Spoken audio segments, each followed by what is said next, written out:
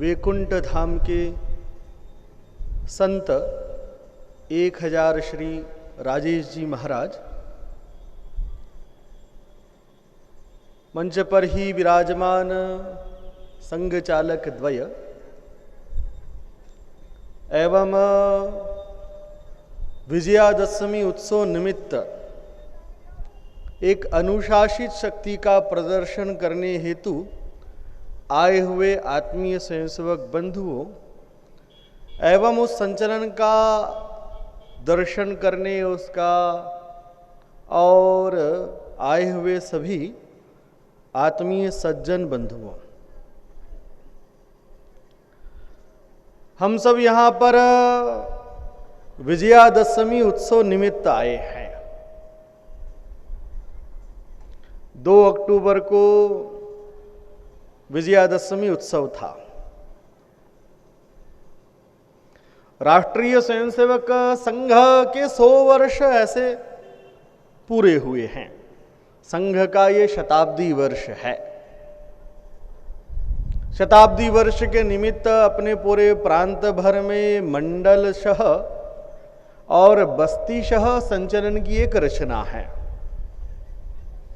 आज यहाँ पर बदरवास नगर का पथ संचलन आयोजित है। मध्य प्रदेश में बदरवास का अपना एक नाम है, अपनी एक पहचान है, जिसे मैनचेस्टर ऑफ एमपी भी कहते हैं। भारत की जैकेट की राजधानी ये बदरवास कहलाता है। यहाँ जो संघ के स्वयंसेवक हैं उन सबको एकत्र करके एक अनुशासित शक्ति का प्रदर्शन ये हमारे माध्यम से समाज के बीच में हो रहा है। संघ के 6 प्रमुख उत्सवों में से एक उत्सव ये विजयादशमी उत्सव है, पर यह राष्ट्रीय स्वयंसेवक संघ द्वारा प्रारंभ किया गया ऐसा नहीं है। आदि अनादि काल से विजयादशमी उत्सव ये चला आ रहा है। त्रेता युग में भगवान श्री राम ने आसुरी शक्ति के प्रणेता, आसुरी शक्ति का नेतृत्व करने वाले रावण का वध किया। अश्विन शुक्ल दशमी का वो दिन था। 9 दिन एक शक्ति की आराधना भी पूरे देश भर में ये चलती आई है। विजयादशमी उत्सव ये विजय का पर्व है। अन्याय पर न्याय की जीत का प्रतीक ये विजयादशमी उत्सव है। असत्य पर सत्य की जीत का प्रतीक ये विजयादशमी उत्सव है। अंधकार पर प्रकाश की जीत का पर्व ये विजयादशमी उत्सव है। इसलिए ये उत्सव जो है वह शौर्य का उत्सव है। इसलिए इस दिन हम शस्त्रों की भी पूजा करते हैं। भगवान श्री राम को ये संगठन का आदि देव कहा गया है, जिन्होंने महलों का वैभव सुख ये सब छोड़कर वन में रहना स्वीकार किया और अपने यहां कहते हैं जो बन गया सो बन गया। भगवान श्री राम ने 14 वर्ष वनवास ये स्वीकार करते हुए समाज के बीच में रहकर एक संगठन के भाव का निर्माण किया, एक समरसता ये समाज के अंदर लाने का प्रयास किया, एक आत्मविश्वास ये हिंदू समाज में जागृत करने का काम ये भगवान श्री राम के द्वारा किया गया है। वन में रहने वाले नर को एकत्र करके और सशक्त आसुरी शक्ति का नाश करने वाले ऐसे भगवान श्री राम हैं, जिसको हम मर्यादा पुरुषोत्तम भी कहते हैं। गांव में जहां जाएंगे वहां पर राम राम शब्द का उपयोग होता है। एक दूसरे के अभिवादन के लिए राम राम बोला जाता है। उत्साह उमंग आता है तो हम सब मिलकर जय श्री राम का नारा लगाते हैं। उमंग और बढ़ती है तो जय जय श्री राम का नारा लगता है। राम की अपनी एक महिमा है। राष्ट्रीय स्वयंसेवक संघ के लिए विजयादशमी उत्सव ये महत्व का इस वर्ष इसलिए है क्योंकि संघ की विकास यात्रा को पूरे होकर 100 वर्ष हो गए। जो बीज पूजनीय डॉक्टर केशव बलिराम हेडगेवार ने नागपुर के मोहिते के बाड़े में रोपा था, एक विशाल वटवृक्ष की भांति ये संपूर्ण विश्व के अंदर फैला हुआ है। उद्देश्य एकमात्र हिंदू समाज का संगठन करना, इस राष्ट्र को परम वैभव पर लेकर जाना, इस भारत माता को फिर से विश्वगुरु के सिंहासन पर आरूढ़ करने का ध्येय लेकर हम चले। 1925 वो कालखंड था जिस समय इस देश में अंग्रेजों का राज था। एक लंबा संघर्ष इस हिंदू समाज ने किया है। कई बर्बर जातियों ने इस देश को और लूटने का, खसोटने का प्रयास किया। शक, हूण, यमन, कुषाण, पठान, मुगल, हफ्सी, फ्रेंच, डच, पुर्तगाली और अंग्रेज, ये सारी बर्बर जातियों ने इस देश की संस्कृति को समाप्त करने का भरसक प्रयास किया, पर हमारे अपने पुरखे ये कटे मिटे गले नहीं थे। उन्होंने अपने शौर्य और वीरता, अपने पराक्रम का परिचय कराते हुए, और जो हमसे टकराएगा वो मिट्टी में मिल जाएगा, जो हमसे टकराएगा वो हम में ही मिल जाएगा, ऐसी अवस्था दिखी। कई बर्बर जातियां देश में प्रवेश करते हुए दिखाई जरूर दी, पर वापस वो गई नहीं। यहीं वो शरणार्थी के रूप में बस गए। जो आया हमने उसको शरण दी है।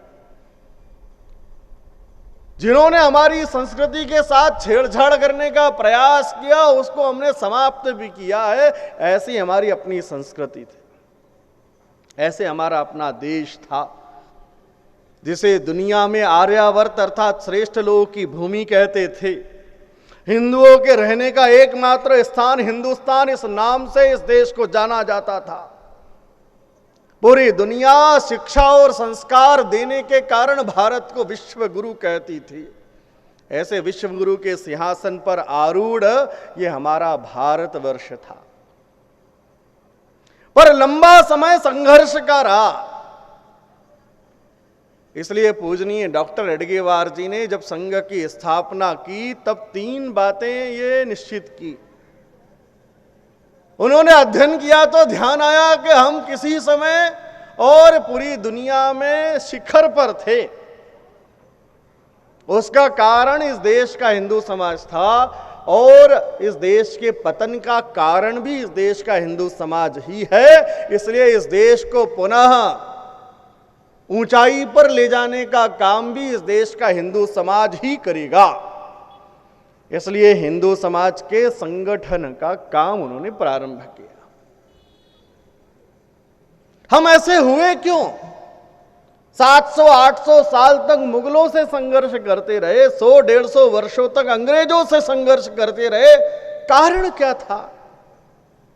तो 3 बातें निष्कर्ष के रूप में निकाली। आत्मविस्मृत हिंदू समाज,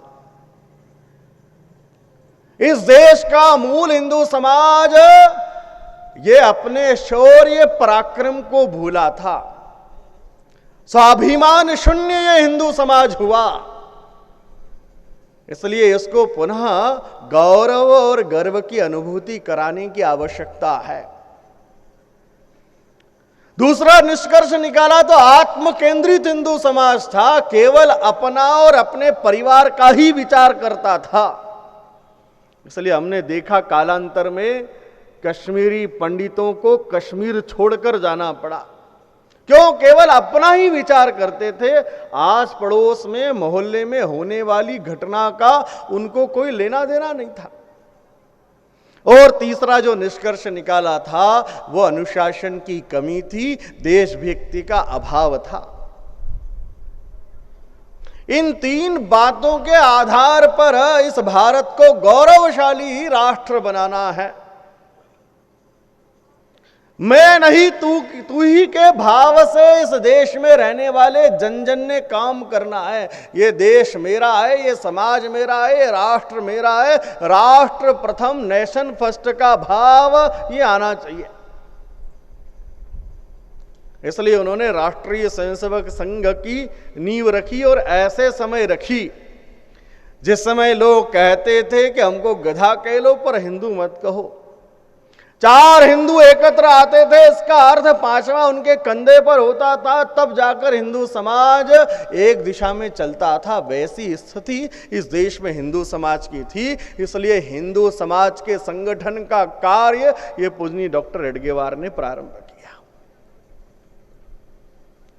राष्ट्रीय स्वयंसेवक संघ ऐसा संगठन है जो जिस विचार को लेकर 1925 में प्रारंभ हुआ था, आज 100 वर्षों में भी हम उसी विचार को लेकर काम कर रहे हैं। राष्ट्रीय स्वयंसेवक संघ वो संगठन है जो कभी रुका नहीं, कभी झुका नहीं, कभी टूटा नहीं, कभी दबा नहीं।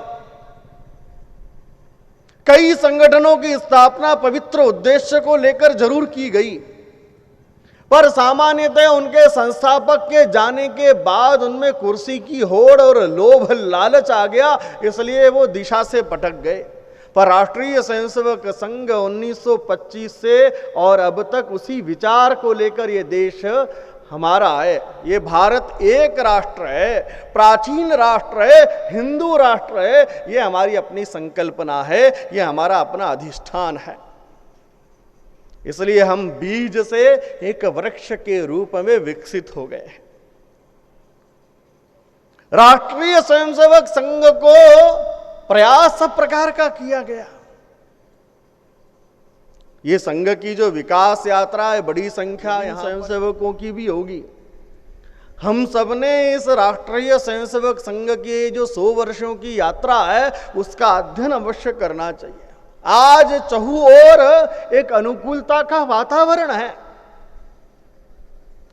अब हर व्यक्ति राष्ट्रीय स्वयंसेवक संघ के साथ कंधे से कंधा मिलाकर, कदम से कदम मिलाकर चलना चाहता है, इस पुनीत कार्य का सहभागी बनना चाहता है। मैं भी संघ का स्वयंसेवक हूं, ऐसा गौरव ये हर व्यक्ति प्राप्त करना चाहता है।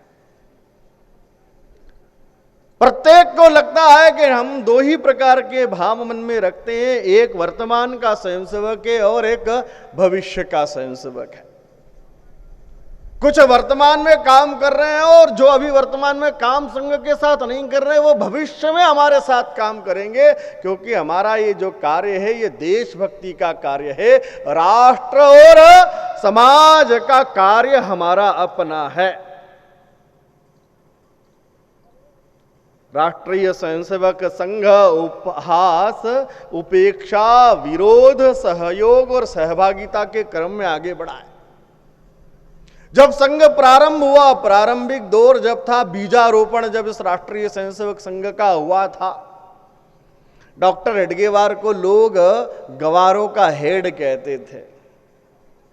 लोग कहते थे कि हिंदू समाज का संगठन असंभव है। लोग मजाक उड़ाया करते थे डॉक्टर साहब को और कहा करते थे गवारों का हेड जा रहा है, असंभव है, हो नहीं सकता। फिर भी संघ का काम बढ़ा। उपहास के बाद उपेक्षा की गई। जो लोग संघ में आते थे उनको रोका जाता था, कहा जाता था क्यों व्यर्थ में समय बर्बाद कर रहे हो, क्या होने वाला है, कुछ नहीं होगा, हम पराधीन होने के लिए पैदा हुए हैं, हम कभी स्वतंत्र नहीं हो सकते, ऐसा मन का भाव उनके अंदर पैदा किया जाता था, कुछ नहीं होगा। उपेक्षा भी संघ की गई। उसके बाद भी हम आगे बढ़े तो संघ का विरोध किया गया। राष्ट्रीय स्वयंसेवक संघ पर 3 प्रतिबंध भी लगाए। पहला प्रतिबंध 1948 में और गांधी हत्या का आरोप राष्ट्रीय स्वयंसेवक संघ पर मढ़ा गया। 1.25 साल तक हम न्यायिक प्रक्रिया से गुजरे। बाद में न्यायमूर्ति द्वारा यह स्वीकार किया गया कि राष्ट्रीय स्वयंसेवक संघ का गांधी हत्या में कोई भी लेना देना नहीं था। केवल इस राष्ट्रीय स्वयंसेवक संघ को रोकने के लिए यह प्रयास शायद तत्कालीन सरकार ने किया। इसलिए बिना शर्त राष्ट्रीय स्वयंसेवक संघ से प्रतिबंध हटाया गया। दूसरा प्रतिबंध 1975 में, और जब लोकतंत्र की हत्या की गई, देश में मीसा लागू कर दी गई, तब हुआ। लाखों लाख उस समय के स्वयंसेवक जो थे उनको यातनाएं दी गई, जेल में भर दिया गया। जो भी देशभक्ति का काम करता था, देश का काम करता था, उसको समाप्त करने का तत्कालीन सरकार ने प्रयास किया। हम उसके बाद भी आगे बढ़ते गए। 1992 में राष्ट्रीय स्वयंसेवक संघ पर तीसरा प्रतिबंध लगा। हिंदू समाज संगठित होकर मर्यादा पुरुषोत्तम श्री राम का जन्म जिस स्थान पर हुआ है वो भूमि हमारी अपनी है, वो हमारी मान बिंदु है, वो जमीन हमको वापस मिलना ही चाहिए। इसलिए एक 30 वर्षों का लंबा संघर्ष हमारा चला है। 6 दिसंबर 1992 पर महज जिद के कारण जो ढांचा बाबर के नाम पर बनाया था, हिंदू समाज ने उसको तोड़ा और राष्ट्रीय स्वयंसेवक संघ पर तीसरी बार प्रतिबंध लगाया गया। हम ये स्वीकार करते हैं कि हाँ, हिंदू समाज को जागृत करने का काम ये राष्ट्रीय स्वयंसेवक संघ ने ये किया है। समाज जागृत हुआ, समाज को लगा कि नहीं, हमारे मर्यादा पुरुषोत्तम श्री राम की ये भूमि स्वतंत्र होना चाहिए। और ये नारा भी गुंजायमान हुआ, राम लड़ा हम आएंगे, मंदिर भव्य बनाएंगे, मंदिर वहीं बनाएंगे, तंबू भी तनेगा तो तनेगा धूमधाम से, राम जी का मंदिर बनेगा धूमधाम से। आज एक भव्य दिव्य राम का मंदिर वहां बना है। लाखों लाख कार सेवकों ने अपना बलिदान दिया है। उस समय तात्कालीन जो भाषण चलते थे उसमें साध्वी ऋतुंबरा जी भी कहा करती थी, राम कृष्ण गंगा का विरोधी जो हमसे टकराएगा वो कुत्ते की मौत यहां पर देखो मारा जाएगा। आज मलच्छों ने दुर्गा के बेटों को ललकारा है, कहो गर्व से हम हिंदू हैं, हिंदुस्तान हमारा है। ये राम कृष्ण गंगा की धरती है। संपूर्ण विश्व को एक परिवार मानने वाली हमारी अपनी संस्कृति है। इसलिए हमको अपने पुरखों ने, हमारे अपने महर्षियों और संतों ने सिखाया क्या, वसुधैव कुटुंबकम, पूरी पृथ्वी एक परिवार है। हमने सबके सुख की कामना की है, ऐसा हमारा अपना भारतवर्ष है। दुनिया का एकमात्र देश ऐसा है जो कहता है सर्वे भवन्तु सुखिनः सर्वे सन्तु निरामयाः। सबके सुख की कामना पूरी दुनिया में केवल भारतवर्ष करता है। केवल अपने सुख की कामना नहीं की है, केवल अपना ही विचार नहीं किया है। तो हमने कहा चाहे जो किसी भी देश में रहता होगा वो सुखी रहना चाहिए, वो निरोगी रहना चाहिए। ऐसी हमारी भारत की अपनी संस्कृति है। इसलिए भारत की नियति तय है, यह निश्चित है। संपूर्ण विश्व का नेतृत्व ये भारत ही करने वाला है। भारत के अहित में संपूर्ण विश्व का अहित है, भारत के हित में संपूर्ण विश्व का हित है। क्योंकि भारत नेतृत्व करेगा तो दुनिया में सुख समृद्धि और शांति आने वाली है। इसलिए भारत भी नेतृत्व करने की दिशा में और आगे बढ़ रहा है। राष्ट्रीय स्वयंसेवक संघ का अपना जो उद्देश्य है, हमारा अपना उद्देश्य एक देशभक्ति पूर्ण और आने वाली पीढ़ी को गढ़ना है। इसलिए हम कहते हैं संगठन गढ़े चलो, सुपंथ पर बढ़े चलो, भला हो जिसमें देश का वो काम सब किए चलो। हम ये जो संगठन कर रहे हैं किसी को डराने के लिए नहीं कर रहे, किसी के मन में भय पैदा करने के लिए नहीं कर रहे। ये हमारा जो संगठन का काम है, ये जो अच्छे काम जो चल रहे हैं उसका साथ देने के लिए है। संघ ये हमेशा और सदा किसी का भी विरोध नहीं करता। सर्वेशाम अविरोधेन ये राष्ट्रीय स्वयंसेवक संघ है। पर यह बात भी पक्की है, इस देश में जो रहता है उसको इस देश को अपना देश स्वीकार करना पड़ेगा। इस भारत माता को अपनी माता स्वीकार करना पड़ेगा। जो इस देश का विरोधी है, जो इस भारत माता का विरोधी है, वो हमारा अपना विरोधी है। वो कभी स्वीकार नहीं कर सकते। इसलिए हमारा विरोध इस देश का विरोध करने वालों का है। इसलिए राष्ट्रीय स्वयंसेवक संघ ये जो 100 वर्षों में प्राप्त किया है वो यही है कि पहले हिंदू समाज गर्व की अनुभूति नहीं करता था, अब हम भीड़ में खड़े होकर कहते हैं गर्व से कहो। लोग कहते हैं हम हिंदू हैं। भीड़ में खड़े होकर हम कहते हैं भारत माता की, लोग कहते हैं जय।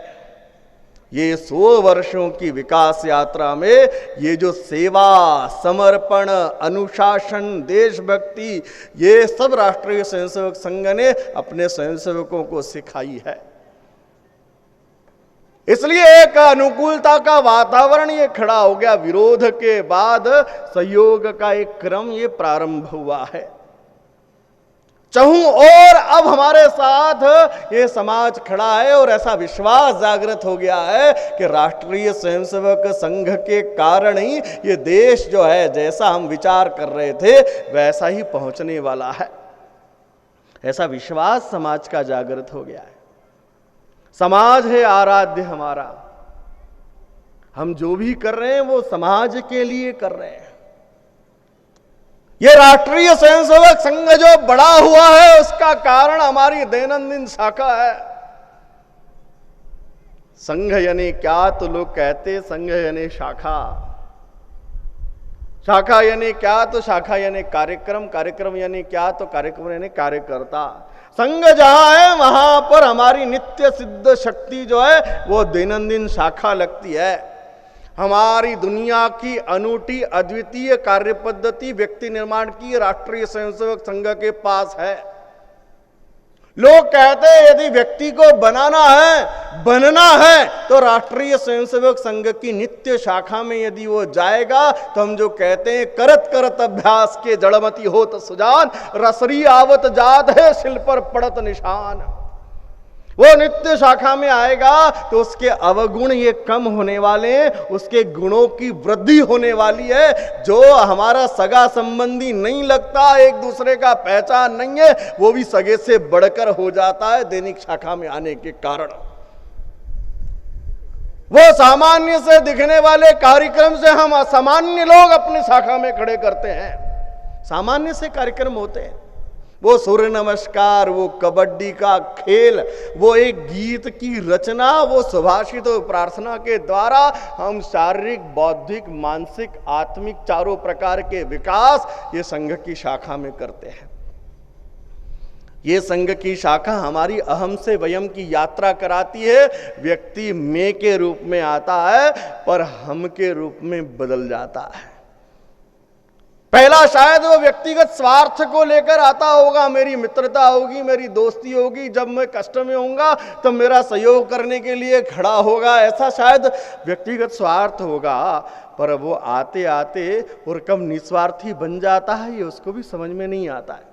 उसका स्वार्थ ये समाप्त हो जाता है। देश मेरा है, ये समाज मेरा है, ये मेरी बस्ती है, इसके विकास में मेरी अपनी भूमिका रहना चाहिए। ऐसे भाव का निर्माण हम दैनिक शाखा में करते हैं। इसलिए कहते हैं door to door approach, man to man contact and heart to heart talk. दरवाजे से दरवाजे की पहुंच है, व्यक्ति का व्यक्ति से संपर्क है और दिल से दिल की बात है। इसलिए राष्ट्रीय स्वयंसेवक संघ के बारे में कहा जाता है शुद्ध सात्विक प्रेम कार्य का आधार है। शुद्ध सात्विक प्रेम के आधार पर ये राष्ट्रीय स्वयंसेवक संघ का कार्य ये आगे बढ़ा है। राष्ट्रीय स्वयंसेवक संघ पर किसी की कृपा नहीं है। हमने ईश्वर से भी ईश्वर की कृपा नहीं मांगी। हमने उसके सामने भी याचना है प्रभु इस राष्ट्र को ठीक करने के लिए, ऐसा नहीं कहा। हम अपनी प्रार्थना में कहते हैं शुभामाशी संदेही तत्पूर्तये, अरे ये तुम्हारा ही काम है, ईश्वर का काम है, इसलिए हमको शुभ आशीष दीजिए। हमने आशीर्वाद ईश्वर का मांगा है। इस कार्य को सफलता मिले इसलिए कुछ गुण ईश्वर से मांगे, ईश्वर से कृपा नहीं मांगी। अजेय शक्ति, वीर व्रत, ध्येय निष्ठा, ज्ञान और शील, ये 5 गुण हमने ईश्वर से मांगे हैं। इस कार्य को और सुगम करने के लिए कांटों भरा मार्ग जो है वो सुगम होना चाहिए, ऐसी ईश्वर से प्रार्थना की है। ईश्वर की कृपा नहीं मांगी, ईश्वर का आशीर्वाद मांगा है। इसलिए राष्ट्रीय स्वयंसेवक संघ जो बड़ा है उसका मूल कारण एक समर्पित कार्यकर्ता है। कार्यकर्ताओं के दम पर यह राष्ट्रीय स्वयंसेवक संघ आगे बढ़ा है। जिसके मन में ये भाव अभी एक हमने सबने सुना होगा कि विजयादशमी की पूर्व संध्या पर भारत सरकार ने और एक स्मृति का सिक्का ये 100 वर्षों की यात्रा पर निकाला है, एक डाक टिकट जारी किया है। देश के प्रधान सेवक नरेंद्र मोदी जी और माननीय सरकारवा जी उस कार्यक्रम में उपस्थित रहे। वो जो है वो उसका कारण क्या, तो उसमें लिखा हुआ उस सिक्के में भारत माता का चित्र है। दुनिया भारत के इतिहास में शायद पहला ही अवसर ऐसा है जिसमें और अपना जो राष्ट्रीय चिन्ह है उसके विपरीत दिशा में भारत का चिन्ह अंकित हुआ है, भारत माता का। स्वयंसेवक ये और गणवेश में खड़े हैं। चीन युद्ध के समय परेड में संघ शामिल हुआ था। उसमें नीचे एक उक्ति लिखी हुई है, राष्ट्राय स्वाहा राष्ट्राय इदम नमः। ये जो है, मैं जो हूं वो केवल राष्ट्र को समर्पित हूं, मैं नहीं तू ही का भाव लेकर हम काम करने वाले कार्यकर्ता बंधु हैं। इसलिए राष्ट्रीय स्वयंसेवक के कार्यकर्ताओं के बल पर आगे बढ़ा है। इसलिए ये जो है हमने सुना, अटल जी भी अपनी कविताओं में कहा करते थे, कभी थे अकेले हुए आज इतने, नहीं तब डरे तो भला अब डरेंगे। विरोधों के सागर में चट्टान हम जो टकराएंगे मौत अपनी मरेंगे। लिया हाथ में ध्वज कभी ना झुकेगा, कदम बढ़ रहा है कभी ना रुकेगा, ना सूरज के सम्मुख अंधेरा टिकेगा। निडर है सभी हम, अमर है सभी हम, के हाथों में अपने वरद हस्त करता, गगन में लहरता है भगवा हमारा। जब हम अकेले थे, एक थे, तब भी हम किसी से डरे नहीं हैं। आज दुनिया का सबसे बड़ा गैर शासकीय स्वयंसेवी संगठन ये राष्ट्रीय स्वयंसेवक संघ है। ना तब डरे ना अब डरने वाले हैं। हमारा कार्य ये ईश्वर का कार्य है। हमारा कार्य इस देश, इस धर्म, इस समाज का कार्य है। इसलिए इस कार्य में हम सब लगे हैं। राष्ट्रीय स्वयंसेवक संघ ये अपने संघ शताब्दी वर्ष का सेलिब्रेशन नहीं कर रहा है। हम कोई उत्सव नहीं मना रहे हैं।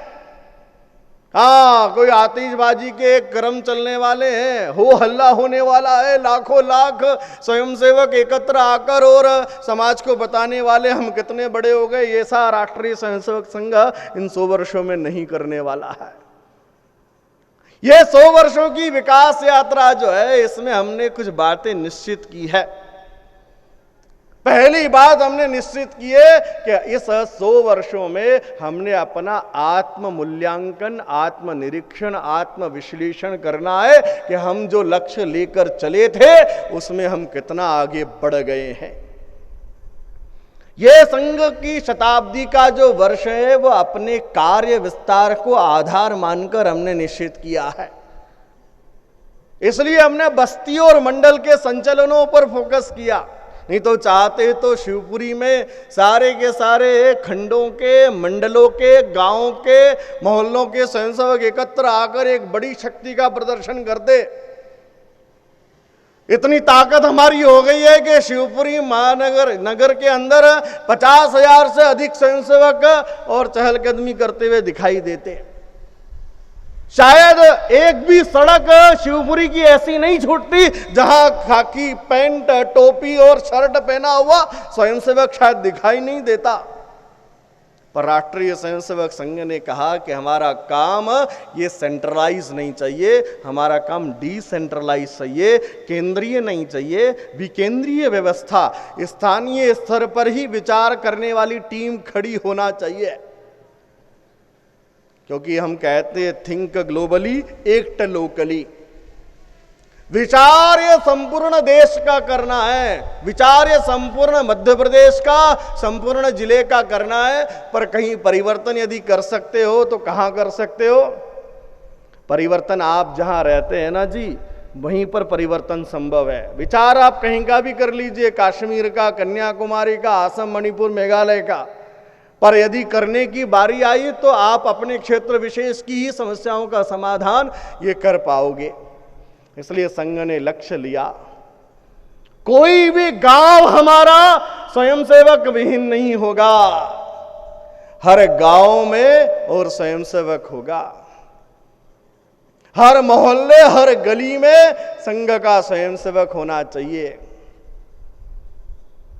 इसलिए हम कहते हैं केवल सत्ता से मत करना परिवर्तन की आस, जागृत जनता के केंद्रों से होगा अमर प्रकाश। राष्ट्रीय स्वयंसेवक संघ का उद्देश्य सरकार बदलने में नहीं है। हम सरकार बनाने और बिगाड़ने में विश्वास नहीं करते हैं। हमारा विश्वास केवल और केवल है जागृत जनता के केंद्र, जिनको हम शाखा कहते हैं, उसी पर विश्वास है। जिन जिन गांवों में शाखा खड़ी हो गई, जिन जिन बस्तियों में शाखा खड़ी हो गई, वहां पर हम अपनी समस्याओं का समाधान कर लेंगे, ऐसा विश्वास लेकर हम चले हैं। इसलिए हर गांव में शाखा होनी चाहिए, हर मोहल्ले, हर बस्ती में हमारी अपनी शाखा खड़ी होना चाहिए, इसका उद्देश्य लेकर हम चले हैं। इसलिए संघ शताब्दी वर्ष में कार्य का विस्तार हो, यह हमारी एक योजना है। स्थानीय समाज ये जागृत करने का काम ये संघ के स्वयंसेवक ने करना है। इसलिए संघ शताब्दी वर्ष में हम सब यहां बहुत सारे तो गणवेश पहनकर आज पहली बार आ गए होंगे, पहली बार में बड़ा कष्ट की अनुभूति ले रहे होंगे। अरे बाप रे, 500 दिए भी, गणवेश भी पहना दी और कह दिया 2:30 बजे बैठो, धूप में बैठना है, भाषण सुनना है। हम तो सोच रहे थे कि हाँ हमारा भी फोटो छपेगा, 2-4 फोटो लगा खींचने के लिए भी खड़े कर दिए गए होंगे। फिर आगे हम व्हाट्सएप पर, फेसबुक पर, इंस्टाग्राम पर अपनी रील चलाने वाले, मैं भी स्वयंसेवक हूँ। तो केवल इंस्टाग्राम, फेसबुक, व्हाट्सएप के स्टेटस से राष्ट्रीय स्वयंसेवक संघ का काम आगे नहीं बढ़ने वाला है जी, ये ध्यान रखना। आ तो गए हो, पर आ गए इसका अर्थ है कि हमारे अंदर भी राष्ट्रीय स्वयंसेवक संघ के संस्कार आना ही चाहिए। मैं एक देशभक्त हूं, एक राष्ट्र भक्त हूं, समाज का काम मुझको करना है, ऐसा मन का भाव हमारा हुआ तो यहां आना भी हमारा सार्थक होगा जी। केवल फोटो खिंचा लेने से, केवल वर्ष में एक बार संचलन में चल लेने से और काम पूरा नहीं होगा। इसलिए यहाँ ये जो हम आ गए, कष्ट की अनुभूति ले रहे हैं, क्योंकि मेरा देश है, मेरा राष्ट्र है, मेरा समाज है, इसलिए इस कष्ट को हम आनंद की अनुभूति में और लेकर जाने वाले हैं। इसलिए हम सब यहाँ जो बैठे हैं, सबने विचार करना, इस बदरवास नगर के अंदर क्या हमारी 5 से अधिक शाखाएं ऐसी हो सकती है क्या? यहाँ हम 700-800 से अधिक स्वयंसेवक बैठे हैं, पर शाखा में आने वाले वो गिनती के 5, 10, 15 ही रहते हैं।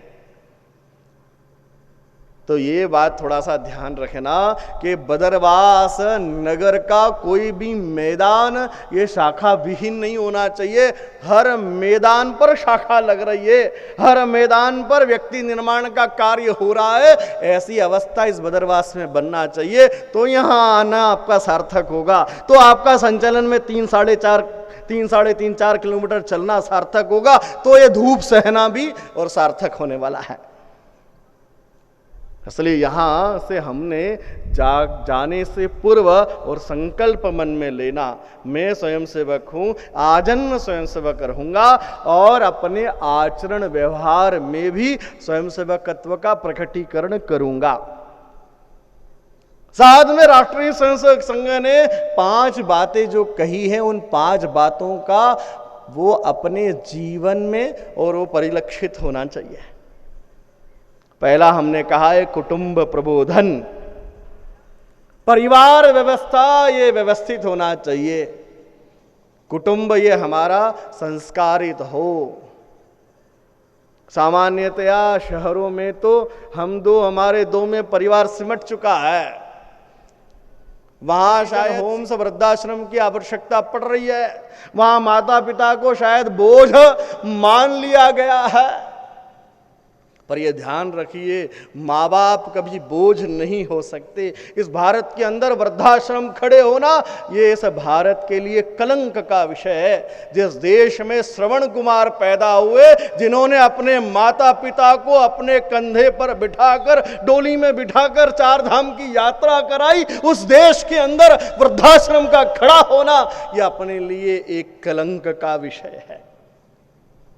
परिवार संस्कारित होना चाहिए, कुटुंब एक रहना चाहिए, भाई भाई का विरोध नहीं।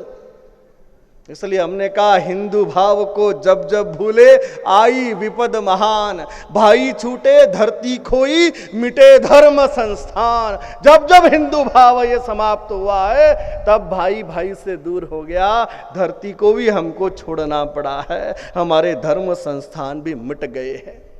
इसलिए कुटुंब प्रबोधन ये आवश्यकता है वर्तमान की। भाषा, भूषा, भवन, भजन, भोजन और भ्रमण, ये 6 प्रकार की बातें हम कर रहे हैं। दूसरी बात सामाजिक समरसता की है। समरसता ये केवल भाषण का विषय नहीं है, आचरण और व्यवहार का विषय है जी।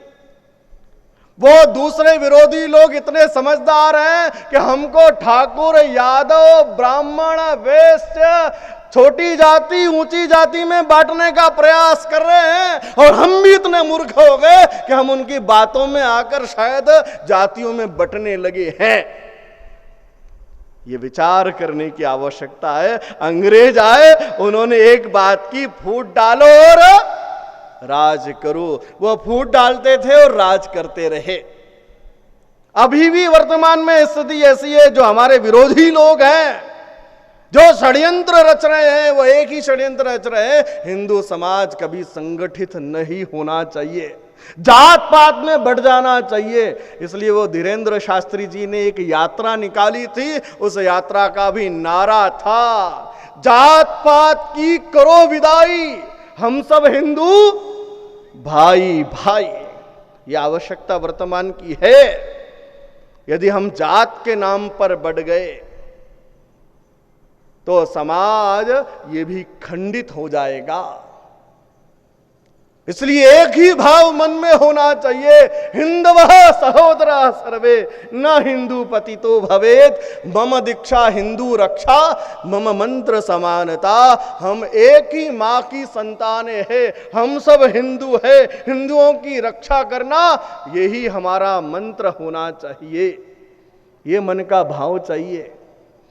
उत्तर प्रदेश में नारा लगा था, उनने कहा बटेंगे तो कटेंगे, एक रहेंगे तो सेफ रहेंगे। ये बात पक्का है, यदि बढ़ गए तो पक्का है। उन्होंने अपनी बहनों का सुहाग उजाड़ा है। वो पहलगांव में ये नहीं पूछा तू यादव है, तू ब्राह्मण है, तू ठाकुर है, क्या है। एक बात पूछी, तेरा धर्म क्या है, कलमा पढ़ता है क्या। पेंट खोली गई धर्म के नाम पर, और ये उनके सुहाग उजाड़े गए हैं। धर्म पूछा गया है, जात नहीं पूछी गई है। इसलिए जात से ऊपर उठकर मैं हिंदू हूं, मैं समरस हूं, ये भाव हमारे मन में लाने की आवश्यकता है। इसलिए समरसता आचरण का विषय होना चाहिए, भाषण का विषय मात्र नहीं होना चाहिए। कोई भी ताकत, कोई भी दुराचारी व्यक्ति, कोई भी षड्यंत्रकारी व्यक्ति ये कभी सफल नहीं हो पाएगा, ऐसा हमारे मन का संकल्प चाहिए। पर्यावरण संरक्षण की बात की है, पेड़ लगाओ, पानी बचाओ, सिंगल यूज प्लास्टिक हटाओ। इस आंदोलन में हमको उतरना है। स्व की बात है, स्वदेशी जीवन शैली है। एक बात जो चल गई है, वोकल फॉर लोकल। नहीं तो छोटे नगरों में भी और काम अमेज़न का शुरू हो गया, ब्लिंकिट का शुरू हो गया। वो रास्ते पर जो ठेला गाड़ी लगाता है, वो घर से दिए बनाकर लाता है, उसके दिए खरीदने वाले लोग नहीं है। चाइना ने भी उस पर भी आक्रमण किया है। इसलिए वोकल फॉर लोकल है। जो अपने स्थान पर बनने वाली है उस सामग्री का उपयोग हम करने वाले हैं। केवल स्वदेशी ये नारा नहीं बचना चाहिए। स्वदेशी अपनाओ, देशभक्त कहलाओ, ये नारा मात्र नहीं है। इसलिए हमारे देश में बनने वाली सामग्री हमने उपयोग करना चाहिए। स्व का भाव ये हमारे अंदर आना चाहिए। स्वभाषा का गौरव ये हमारे मन में आना चाहिए। और पांचवा, नागरिक शिष्टाचार की बात हमने की है, नागरिक कर्तव्य की बात की है। देश के जो नियम, कायदे, कानून हैं उसका पालन ये हम सबको करने की आवश्यकता है। ये 5 बातें, कुटुंब प्रबोधन, पर्यावरण संरक्षण, सामाजिक समरसता, स्व का बोध और नागरिक शिष्टाचार, ये बातें हमने संघ शताब्दी वर्ष में प्रत्येक स्वयंसेवक ने, प्रत्येक समाज के व्यक्ति ने करने की आवश्यकता है। तो हम जैसा देश देखना चाहते हैं वैसा देश ये हमारी आंखों के सामने दिखाई देने वाला है। पूजनीय डॉक्टर हेडगेवार जी ने और अपने अंतिम भाषण में कहा था, याची देही याची डोरा, इसी देह से, इन्हीं आंखों से इस राष्ट्र को परम विभव पर देखने वाले हैं। और शायद वो पीढ़ी वर्तमान की है, हम सब शायद सौभाग्यशाली है, इस राष्ट्र को परम विभव पर पहुंचता हुआ देखने वाले हैं। इस राष्ट्र को, इस देश के अंदर राम राज्य की जो संकल्पना हमने की थी, वो संकल्पना हमारी आंखों के समक्ष और पूर्ण होने वाली है। किसी ने कहा है, जीवन पुष्प चढ़ा चरणों में, मांगे मातृभूमि से यह वर, तेरा वैभव अमर रहे माँ, हम दिन 4 रहे ना रहे।